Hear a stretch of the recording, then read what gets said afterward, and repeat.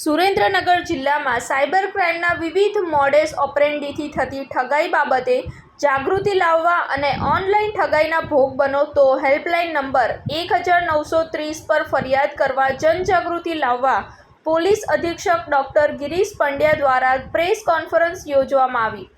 Police મહાનિદેશક અને મુખ્ય પોલીસ અધિકારી ગુજરાત રાજ્ય ગાંધીનગર દ્વારા ગુજરાતમાં વિવિધ અલગ અલગ રીતે થતા સાયબર ફ્રોડ બાબતે ગુજરાતના તમામ જિલ્લાઓમાં લોકોને જાગૃત કરવા પ્રેસ કોન્ફરન્સનું આયોજન કરવા સૂચના આપવામાં આવી છે। સુરેન્દ્રનગર જિલ્લામાં સાયબર ફ્રોડના બનાવ વધ્યા છે।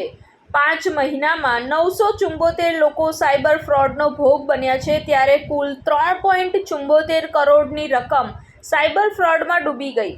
ગુજરાતમાં પણ 5 મહિનામાં કુલ 53,279 લોકો સાયબર ફ્રોડનો ભોગ બન્યા છે, જ્યારે છેલ્લા 5 મહિનામાં 504 કરોડની રોકડ રકમ સાયબર ફ્રોડમાં ડૂબી ગઈ। સાયબર ફ્રોડના વધતા બનાવો ચિંતાનો વિષય બન્યો છે। 28 પ્રકારની મોડ્સ ઓપરેન્ડીથી સાયબર ફ્રોડના કેસો બન્યા હોવાનું સામે આવ્યું છે। સાયબર ફ્રોડ અંગે જાગૃતિ ફેલાવવા સુરેન્દ્રનગર જિલ્લાની પોલીસે અલગ અલગ ટીમો બનાવવામાં આવી છે।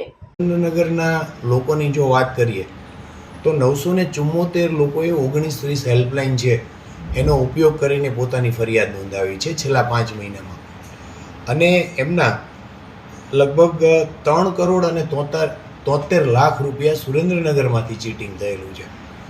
પણ સાથે સાથે આપણને અગાઉ એવું હતું કે જે પૈસા જતા મેળવવા બહુ મુશ્કેલ થતા હતા। જ્યારથી સરકારશ્રી દ્વારા 1930 હેલ્પલાઇન શરૂ કરવામાં આવેલી છે અને ગોલ્ડન અવર્સની અંદર, એટલે કે ગુનો બન્યાના તરત જ જો 1930 હેલ્પલાઇનની અંદર કમ્પ્લેન કરવામાં આવે તો એક ઓટોમેટિક પ્રોસેસથી મની ફ્રીઝ થવાની પ્રક્રિયા થઈ શકે છે। આપણે સુરેન્દ્રનગરની વાત કરીએ તો 57.70 લાખની રકમ છે એ લોકોની જે તે બેંક એકાઉન્ટમાં ફ્રીઝ થઈ ગઈ છે, અને અત્યારે આ રકમ પાછી મળે એના માટેનું સાયબર ક્રાઇમ પોલીસ સ્ટેશન પ્રયત્ન કરી રહેલું છે। આગામી 22 તારીખના રોજ એક લોક અદાલત છે, એમાં સાયબર ક્રાઇમ પોલીસ સ્ટેશન 49 અરજી તૈયાર કરી ચૂક્યું છે। આ અરજીમાં જેના પૈસા પાછા મેળવવા માટે એણે 1 રૂપિયાનો ખર્ચ નથી કરવાનો।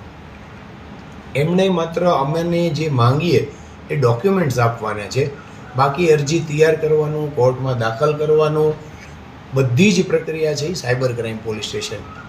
પરંતુ આપના માધ્યમથી એ કહેવા માગું છું કે જ્યારે સાયબર ક્રાઇમ પોલીસ સ્ટેશન આવા અરજદારોને કોલ કરે છે તો અરજદારો અમને આ માહિતી સમયસર આપતા નથી અને પોસ્ટે આવતા નથી।